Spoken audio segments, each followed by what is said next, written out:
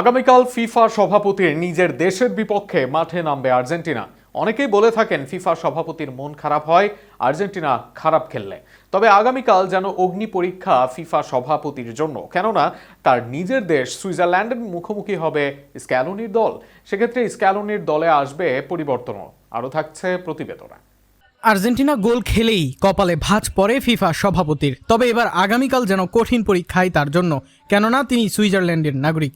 আর বিশ্বকাপের কোয়ার্টার ফাইনালে আগামীকাল শক্তিশালী সুইজারল্যান্ডেরই মুখোমুখি হবে বর্তমান চ্যাম্পিয়ন আর্জেন্টিনা। কনসাস সিটির মাঠে অনুষ্ঠিত হতে যাওয়া গুরুত্বপূর্ণ এই ম্যাচকে সামনে রেখে শেষ মুহূর্তের প্রস্তুতি নিচ্ছেন লিওনেল স্ক্যালোনির শিষ্যরা।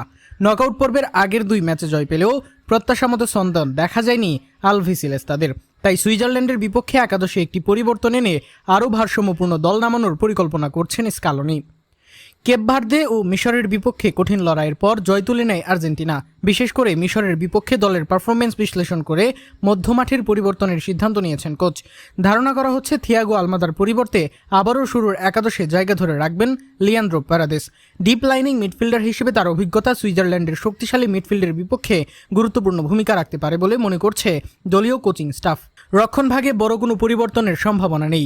গোলবারের নিচে আস্থার প্রতীক এমিলিয়ানো মার্টিনেজি থাকছেন। ডান প্রান্তে খেলবেন নাহুয়েল মলিনা।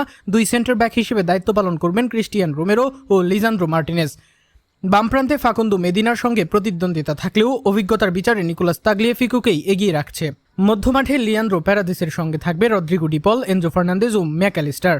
মিশরের বিপক্ষে জয়সূচক গোল করা এনজো ফার্নান্দেজ দারুণ আত্মবিশ্বাসী রয়েছেন। আক্রমণভাগে অধিনায়ক লিওনেল মেসির জায়গা নিয়ে কোনো প্রশ্ন নেই। 39 বছর বয়সী এই ফরওয়ার্ড এখন পর্যন্ত টুর্নামেন্টে 8 গোল করে সর্বোচ্চ গোলদাতার লড়াইয়ে এগিয়ে রয়েছেন। যদিও দুটি পেনাল্টি মিস করেছেন তিনি, তবেও গুরুত্বপূর্ণ সময়ে গোল করে দলকে এগিয়ে নেওয়ার দায়িত্ব ঠিকই পালন করেছেন তিনি। মেসির সঙ্গী হিসেবে হুলিয়ান আলভারেজ ও লাউতারো মার্টিনেজের মধ্যে লড়াই থাকলেও সাম্প্রতিক পারফরমেন্সে এগিয়ে রয়েছেন লাউতারো। মিশরের বিপক্ষে তার জয়সূচক অ্যাসিস্ট স্ক্যালোনির আস্থা আরও বাড়িয়েছে।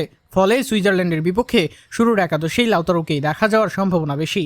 অর্থাৎ আর্জেন্টিনার সম্ভাব্য একাদশে গোলরক্ষক হিসেবে থাকবেন এমিলিয়ানো মার্টিনেজ। রক্ষণভাগের ডান প্রান্তে খেলবেন নাহুয়েল মলিনা। দুই সেন্টার ব্যাক হিসেবে দায়িত্ব পালন করবেন ক্রিস্টিয়ান রোমেরো ও লিজান্দ্রো মার্টিনেজ। বাম প্রান্তে থাকবেন নিকোলাস তাগলিয়াফিকো। মধ্যমাঠে খেলবেন Rodrigo De Paul, Leandro Paredes, Enzo Fernandez এবং অ্যালেক্সিস ম্যাকঅ্যালিস্টার। আক্রমণভাগে অধিনায়ক লিওনেল মেসির সঙ্গে থাকবেন স্ট্রাইকার হিসেবে লাউতারো মার্টিনেজ। খেলা মাঠে করাবে আগামীকাল সকাল 7টায়।